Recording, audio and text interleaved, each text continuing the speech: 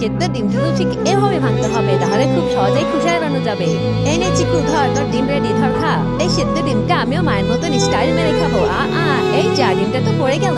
এই রে, ডিমটা তো অনেক জীবাণু ভরেছে, এখন কি করি? এটা ফেলে দিই? না, ফেলে দিব না। ওই তো ওখানে দাদি আছে, দাদিকে দিলে এটা আর নষ্ট হবে না। ময়লাগুলো টি-শার্টের সাথে মুছে দিই। দাদি দেখো, তোমার জন্য ডিম এনেছি, নাও খাও এটা। না চিকু, লাগবে না। আরে তুই কেন দিচ্ছিস? তুই তো আমাকে বহুত ভালোবাসিস। আরে ওই তো বৌমা, আমি ডিমটা না খেয়ে বৌমাকে খাওয়াই। বৌমা এই নাও। আরে দাদি এটা কি করছে? নষ্ট ডিমটা আমার মাকে সাচ্ছি কেন? না না মা, আমি ডিম খাবো না, আপনিই খান। না বৌমা, আমার খেতে মন যাচ্ছে না, ঘরে টাকা। ওই ময়লা ভরা ডিমটা আমার মা খাবে মনে হচ্ছে। আরে ওই তো বিটকেল আছে, আমি এটা কিভাবে খেতে পারি? এই বিটকেল নে, এটা তুই খা। এই রে, এবার তুই ময়লাওয়ালা ডিমটা আমার ভাইকে দিচ্ছি, যেভাবে হোক ডিম খেতে দেওয়া যাবে না। এই চিকু, এই ডিম কেটে নিলি কেন? তোর ভাইকে দিব, দে তাড়াতাড়ি দে বলছি। না মা, এই ডিম আমি খাবো, এই ডিম আমি কাউকে দিব না। ঠিক আছে, আমি তোর বাকি তেলটা দিলাম, এটা আমি ছোটকে দিব। এই নে বিটকেল, তুই এটা খা। যাক, ময়লা ডিমটা আমি খেয়ে নিয়েছি, ভাইয়ের এবার কিছুই হবে না।